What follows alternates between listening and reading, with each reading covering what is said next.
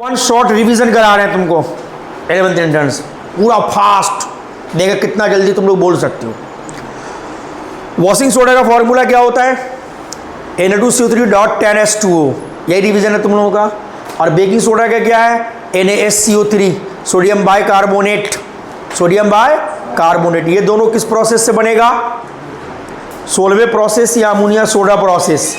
Washing soda का use कहाँ कर सकते हो, एक बताना आए। इसका यूज़ होता है हार्ड वाटर को सॉफ्ट बनाने में, परमानेंट हार्डनेस जो वाटर का होता है उसके लिए, उसको ख़त्म करने में। एक दो वाटर ऑफ क्रिस्टलाइजेशन मॉलिक्यूल का नाम बताना। वाटर ऑफ क्रिस्टलाइजेशन मॉलिक्यूल एक दो CuSO4.5H2O, copper sulphate pentahydrate. Water of crystallisation, water of crystallisation ZnSO4.7H2O and FeSO4.7H2O, MgSO4.7H2O, that is called blue vitriol, that is called white vitriol, this is called green vitriol, this is called Epsom salt. Green vitriol, white vitriol, ये green vitriol, blue vitriol, white vitriol, green vitriol, Epsom salt. इसका heating effect क्या होता है कि अगर हम इसको heat करते हैं तो इसको जो वाटर मॉलिक्यूल होता है वो बाहर चला जाता है। तुमको अलीगढ़ में पूछा गया था कि ये जो Na2CO3.10H2O है, इनमें से एफ्लोरेसेंस कौन देगा? तो पहला ही ऑप्शन करेक्ट था, वॉशिंग सोडा, ठीक है। और ये ब्लू विट्रियोल पूछा गया है जामिया डिप्लोमा में, ये वाला ब्लू विट्रियोल जामिया डिप्लोमा में, ठीक है। ये हो गया हमारा वॉशिंग सोडा। इसको जब हवा में खुला छोड़ोगे तो इसके 9 मॉलिक्यूल वाटर जो निकल जाते हैं, that is called the efflorescence. ये देता है एफ्लोरेसेंस। कौन देगा? Washing soda. फिर यहाँ पे एक बार सवाल पूछा था इनमें से कौन सा कंपाउंड सोडियम के हैं, लेकिन option washing soda baking soda नहीं था, वहाँ पे ऑप्शन था बोरेक्स। क्या था बोलना? बोरेक्स। बोरेक्स का फॉर्मूला होता है Na2B4O7.10H2O। ये बोरेक्स का फॉर्मूला होता है।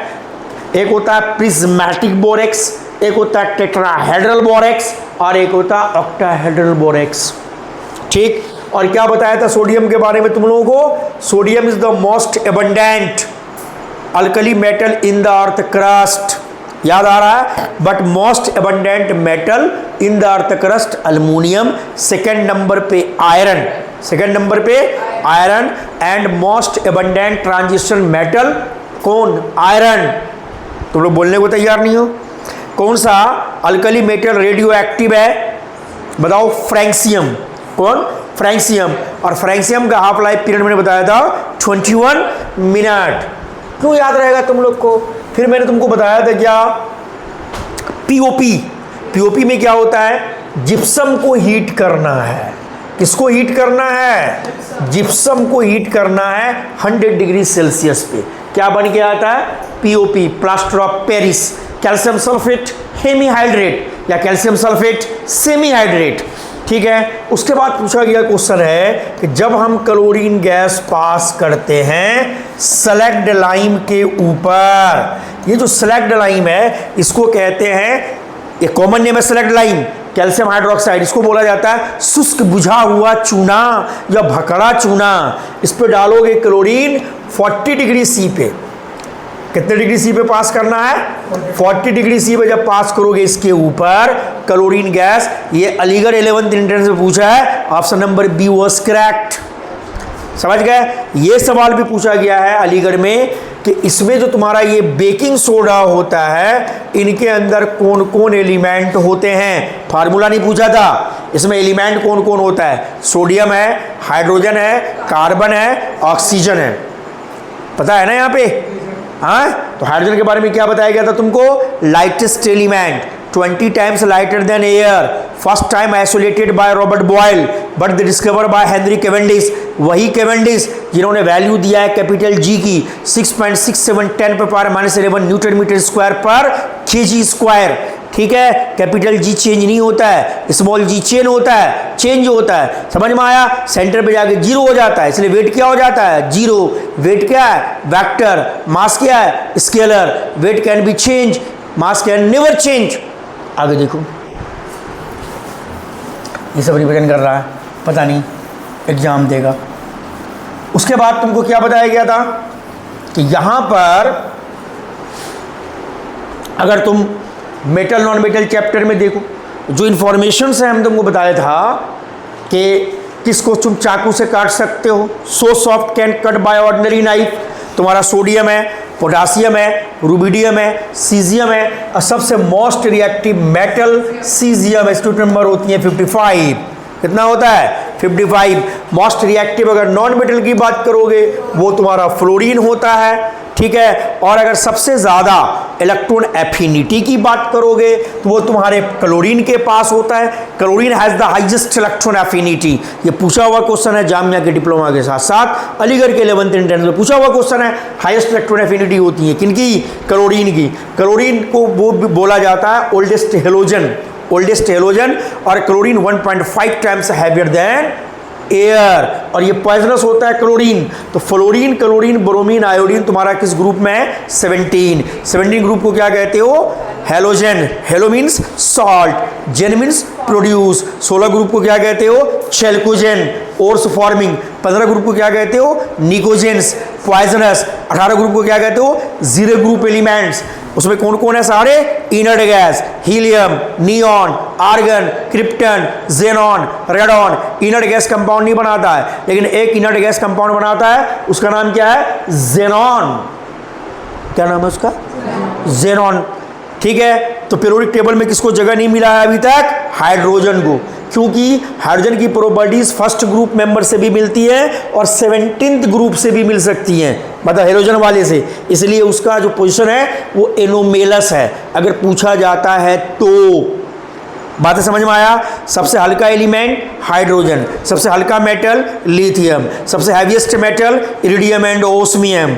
लिक्विड स्टेट में पाया जाने वाला मेटल मरकरी, इसका symbol Hg, Latin name hydrargyrum, atomic number 80, mass number 206, density 13.5 gram per centimetre cube, 13.5 times heavier than water. It loss their pollute nature कब? जब इसको कांटेक्ट में लाओगे किसके? ओजोन। ओजोन का formula O3 discover by van Marum. कैसा smell होता है? Rodent smell. Ozone also deplete by chlorofluorocarbon. कौन बताया? Sherwood, Rowland and Mario Molina. They were awarded by Nobel prize. The unit of the ozone layer measure in Dobson unit, 1 Dobson unit 0.1 mm। कहां से कहां? जब तक 360 degree पे दिमाग को नहीं घुमाओगे इंट्रेंस निकालना भूल जाओ। लिंक करने आना चाहिए, किसका लिंक किसके साथ है। आ रही बात है समझ में? जैसे मैंने बताया था D block element, transition element, लेकिन डी ब्लॉक में 3 ऐसे एलिमेंट हैं, जिंक, कैडमियम एंड मरकरी। ये डी ब्लॉक में है लेकिन ट्रांजिशन एलिमेंट नहीं है। और कैडमियम का यूज मैंने क्या बताया था? बताओ, कैडमियम का यूज कहां बताया था मैंने? कैडमियम का यूज मैंने बताया न्यूक्लियर रिएक्टर में होता है एज अ कंट्रोलिंग रॉड। क्या मेमोरी है तुम लोगों का? कोई रिवीजन नहीं है। बोरॉन का भी यूज होता है और कैडमियम का भी यूज होता है। कैडमियम एंड बोरॉन किस में यूज होता है? न्यूक्लियर रिएक्टर में एज अ कंट्रोलिंग रॉड, जो न्यूट्रॉन को अवकात में रखता है। Who discover neutron? James Chadwick in 1932।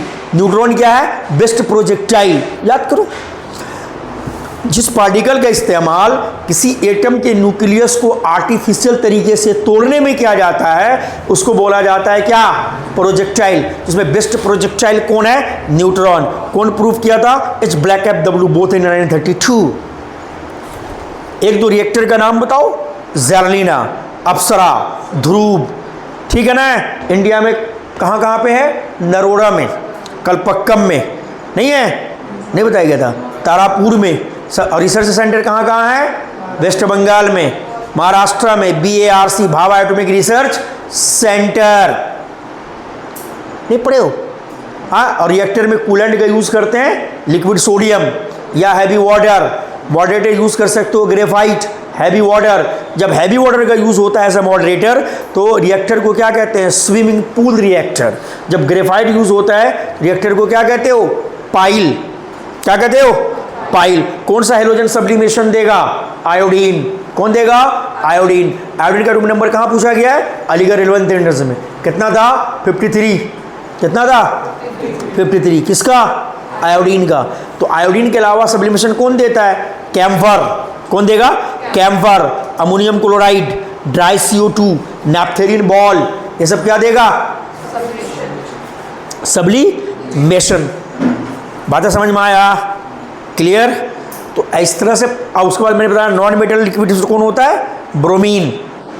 Non metal जो लिक्विड स्टेट में होता है वो कौन है? ब्रोमीन। इसका एटॉमिक नंबर कितना होता है? 35। और ये तो अभी पता चला तुमको, बोरॉन ही बनाता है बनाना बॉन्ड। कौन बॉन्ड? बनाना बॉन्ड, या इसको कहा जाता है मल्टी सेंट्रिक बॉन्ड।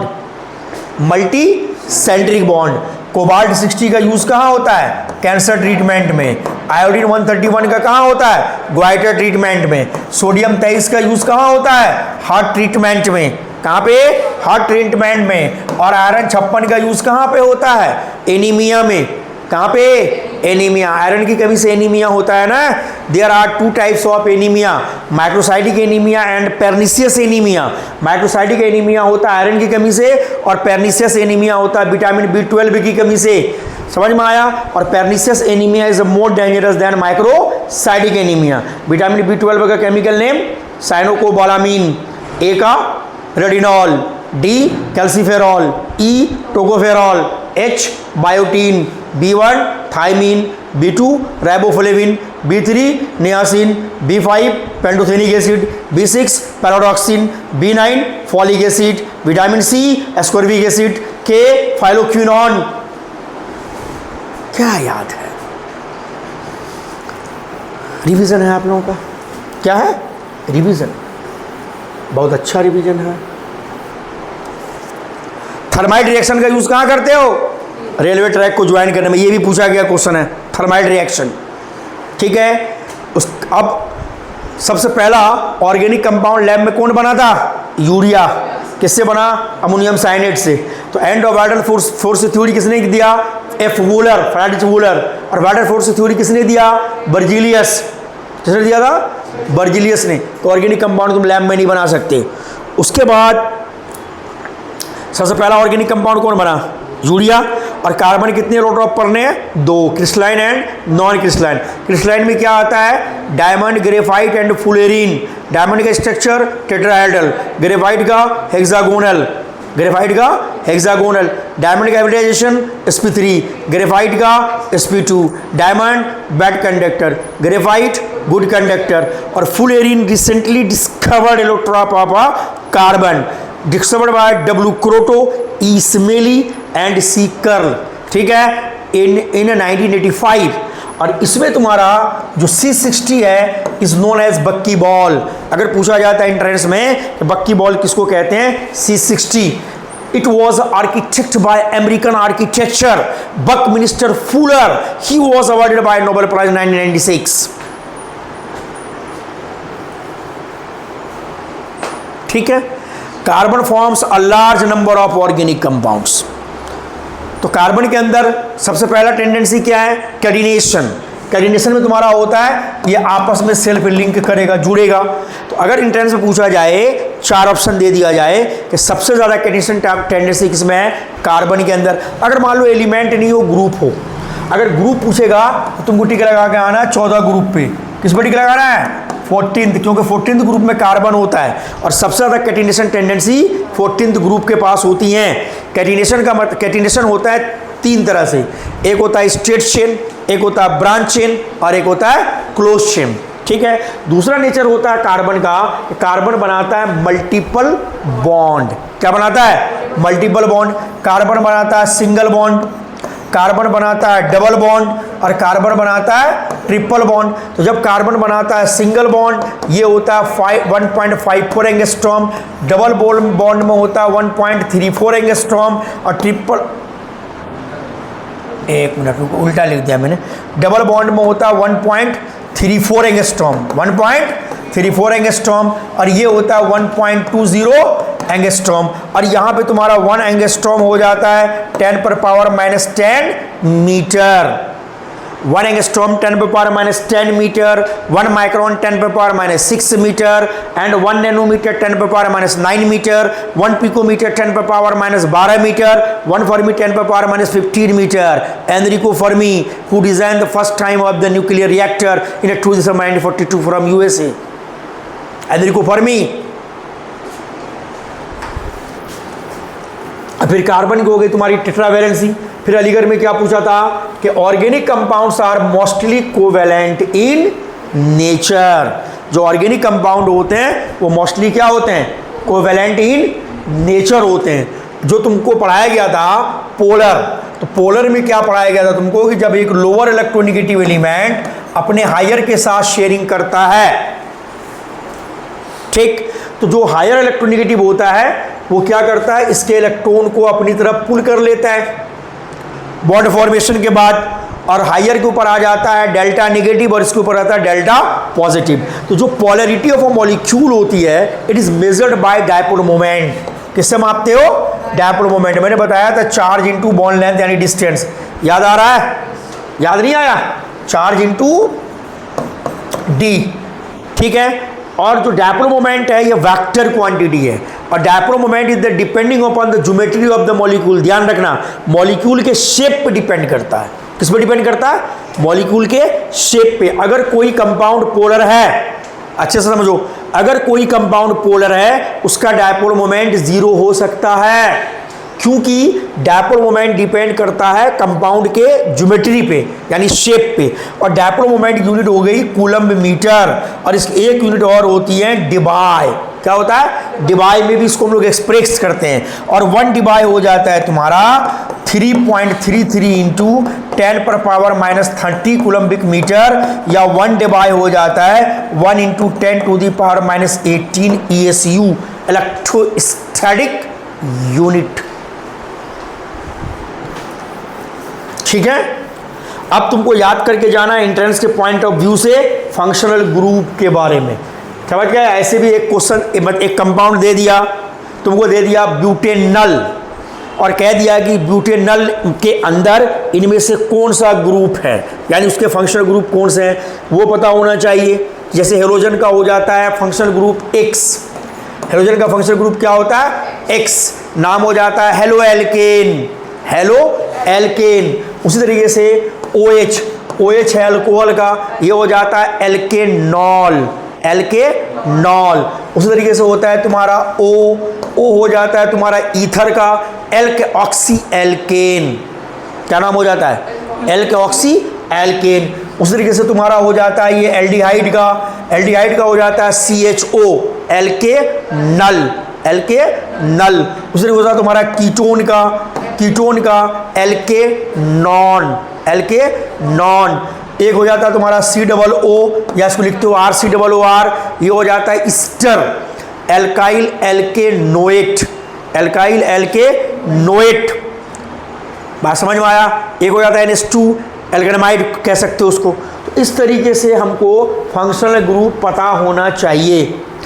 और कार्बोक्सिलिक एसिड का हो जाता है COOH, एल्केनोइक एसिड। क्या हो जाता है ये?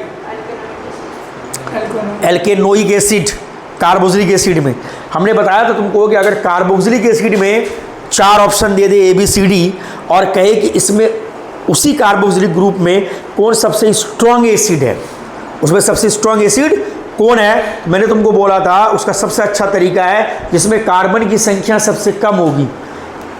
ठीक है, अभी यही याद रखना है, जिसमें नंबर ऑफ कार्बन सबसे कम होगा, ठीक है ना, तो वही क्या होगा? सबसे ज़्यादा स्ट्रॉन्गर होगा। क्लास 12th में जाकर के एक रिएक्शन पढ़ोगे उस चैप्टर में HVZ रिएक्शन, वहाँ पे सीखोगे कैसे हम बढ़ा घटा सकते हैं। मतलब जैसे एसिडिक एसिड है या प्रोपेनोइक एसिड है, इसको हम क्या कर सकते हैं, इसका एसिडिक स्ट्रेंथ हम बढ़ा सकते हैं। 12th में जाके सीखोगे। इस रिएक्शन का फुल फॉर्म है हेल्महोल्ट्ज-हार्ड-जेलिंस्की रिएक्शन। ये पूछा हुआ क्वेश्चन है क्लास 12th बोर्ड में, ये रिएक्शन। ठीक है, पढ़ोगे plus I group, minus I group क्या होता है? Inductive effect. कब बढ़ाएंगे कब घटाएंगे, कैसे बढ़ेगा कैसे घटेगा, बात समझ में आ जाएगी। क्लियर? उसके बाद इसमें तुम्हारा जो आता है कि जो रेड एंड स्ट्रिंग उसमें कौन सा है? मिथेनोइक एसिड यानी formic acid, formic acid. Aldehyde जो तुम्हारा फॉर्मल्डिहाइड है और वाटर है, इसको कहा जाता है फॉर्मेलिन, फॉर्मेलिन। इसका यूज होता है बायोलॉजिकल प्रिजर्वेशंस में, फॉर्मेलिन का इस्तेमाल होता है, ठीक है ना। और एल्किन क्या है? सैचुरेटेड। एल्किन का दूसरा नाम क्या है? पैराफिन। पैरा का मतलब क्या होता है? लेस। एफिन का माने क्या होता है? रिएक्टिव, ठीक है ना। एल्किन का जनरल फॉर्मूला CN2+2, CN2+2। इसका मैंने हाइब्रिडेशन बताया था, कार्बन का sp3, डबल बॉन्ड का sp2, ट्रिपल बॉन्ड का sp, याद आ रहा है। और इसमें तुम्हारा एल्केन का टेट्राहेड्रल क्या हो रहा है? टेट्राहेड्रल। जैसे सिंपलेस्ट हाइड्रोकार्बन किसकी नाम आएगी? मीथेन की। मीथेन को क्या कहते हो? मार्श गैस या पंख गैस, मार्श गैस या पंख गैस। बायोगैस में कितना है ये? मैक्सिमम 75%। नेचुरल गैस में कितना है ये? 97%। एलपीजी में तो ये होता ही नहीं है। एलपीजी में मेनली होता है नॉर्मल ब्यूटेन एंड आइसोब्यूटेन। और एलपीजी के गंध को डिटेक्ट करने के लिए क्या मिलाते हो? Ethyl mercaptan, ethyl mercaptan. इसका फॉर्मूला होता है C2H5SH। और यहाँ पे SH क्या है? Thiol group. SH क्या है? थायोल ग्रुप है यहाँ पे। क्लियर है? SH क्या है? Thiol group. क्लियर? अब आ जाओ थोड़ी सी 10 मिनट बायोलॉजी में आ जाओ। Who discover cell? Robert Hooke. कब? 1665। सेल वर्ड कहाँ से आया? सेला से। कहाँ से आया? सेला, ठीक है। और nucleus of the plant cell का कौन क्या? Robert Brown. और ब्राउनमैन मूवमेंट कौन देता है? Colloidal solution. कौन देगा? कोलाइडल। एक दो कोलाइडल का नाम बताओ। Blood, glue, gum, Indian ink. कुछ भी याद नहीं। ब्लड नहीं है? Study of blood, haematology. The process of the formation of blood is known as haemopoiesis. Haemopoiesis क्या है? और तुम्हारा सेल प्रोकैरियोटिक और यूकैरियोटिक। प्रोकैरियोटिक मैक्सिमम इसका साइज हो गया 10 तब, और यूकैरियोटिक का कितने हो गए? 100 तक। और कोई भी अगर ट्रू सेल है उसमें मिनिमम कितनी खूबियां होनी चाहिए? 3। लिमिटिंग प्लाज्मा मेम्ब्रेन होना चाहिए, और सेट ऑफ जीन होना चाहिए, और सेट ऑफ जीन होना चाहिए, और मेटाबॉलिक मशीनरी होनी चाहिए, और सेट ऑफ जीन भी होना चाहिए। The word of the gene was coined by Johnson in 1909। In 1909 समझ में आया? Gene was coined by Johnson in 1909। Gene is the unit of heredity. Gene का काम होता है माँ बाप के कैरेक्टर को कहाँ लेके जाना? उसके बच्चों तक। कौन सा कैरेक्टर? Hereditary character. कौन सा कैरेक्टर? Hereditary character. और हेरिडिटरी कैरेक्टर यानी हेरिडिटी एंड वेरिएशन, बायो की जिस ब्रांच में स्टडी करते हो उसको कहते हैं जेनेटिक्स। और फादर ऑफ जेनेटिक्स कहा जाता है मेंडल को, और फादर और मॉडर्न जेनेटिक्स कहा जाता है बैटसॉन को, क्योंकि term of genetics was given by the Bateson. Clear है? और माँ बाप के कैरेक्टर को उसके बच्चों में लेके कौन जाएगा? जीन। जीन केमिकली बना किसका होता है? डीएनए का, ठीक है। जो माँ बाप का कैरेक्टर उसके बच्चों तक लेके जाता है हेरिडिटी कैरेक्टर जीन। इसके बारे में पता लगाया है 1926 से लेकर 1944 के बीच में। एक साइंटिस्ट, उसका नाम था ग्रिफिथ, दूसरे का नाम था एवेरी, एक का नाम था मैकलियोड, और एक का नाम था McCarty. McCarty. Who discover blood group? Landsteiner. एक को भी पढ़ना होना कुछ नहीं है। Universal donor O, universal recipient AB। Universal recipient कौन है? AB। दो इंटरनल पैरासाइट का नाम बताओ। राउंड वार्म, टेप वार्म, ये सब कैसा पैरासाइट है? Internal parasite. दो प्लांट पैरासाइट का नाम बताओ। कस्कटा एंड लोरेंथस। कस्कटा का हिंदी नेम अमरबेल। दो सैप्रोफाइटिक फ्लावरिंग प्लांट का नाम बताना। न्यूटिया एंड मोनोट्रोपा। न्यूटिया एंड मोनोट्रेपा। एक दो फोटोसिंथेटिक एसेसरी पिगमेंट का नाम बताना। Accessory pigment xanthophyll. ABCDE जो आप बोल रही हैं वो क्लोरोफिल की टाइप है मोहतरमा। हमने कहा एसेसरी पिगमेंट जो क्लोरोफिल में फोटोसिंथेसिस में मदद करता है। एसेसरी पिगमेंट है कैरोटीन, कैरोटिनॉइड, उसमें आते हैं तुम्हारे जेंथोफिल, एंथोसियानिन, फाइकोबिलीन, ठीक है। और साथ जो क्लोरोफिल में कौन सा metal? Magnesium. Chlorophyll ABCDE bacterioviridin and bacteriochlorophyll. Clear है? अब ये तुमको बताना है एडीपी का फॉर्मेशन, एटीपी का फॉर्मेशन जो एडीपी से होता है, इस प्रोसेस को क्या कहते हो? The formation of ATP from ADP during the photosynthesis mechanism, क्या कहते हो इसको? फोटोफॉस्फोराइलेशन। फोटोफॉस्फोराइलेशन। एडीपी का full form adenosine diphosphate, ATP का adenosine triphosphate. ATP was discovered by Karl Lohmann, Y Subbarao and C Fiske. ATP is known as father, ATP का father Fritz Lipmann is known as father of ATP cycle. और एक आता है तुम्हारा NADPHB synthesis होता है photosynthesis में, nicotine amide adenine dinucleotide phosphate. Clear है? और डार्क फेज ऑफ फोटोसिंथेसिस और लाइट फेज ऑफ फोटोसिंथेसिस के रिस्पॉन्सिबल होता है गरेना एंड स्ट्रोमा। ठीक है, dark phase of photosynthesis was introduced by Melvin Calvin. Melvin क्या याद है तुम लोगों को? कुछ भी नहीं? और पूछो? No sir. बताना, अमीबा में ऑस्मो रेगुलेशन को मेंटेन कौन करता है? Contractile vacuole. उस दिन बताया मैंने, कॉन्ट्रेक्टाइल वैक्यूल। अब तुम लोगों में कौन करता है? किडनी। और हार्मोन कौन सा करता है? हार्मोन कौन सा करता है? ADH, anti diuretic hormone. इसका दूसरा नाम वेसोप्रेसिन। नहीं पूछा अलीगढ़ में, दूसरा नाम वेसोप्रेसिन। कहाँ से निकलती है? Posterior lobe of pituitary gland.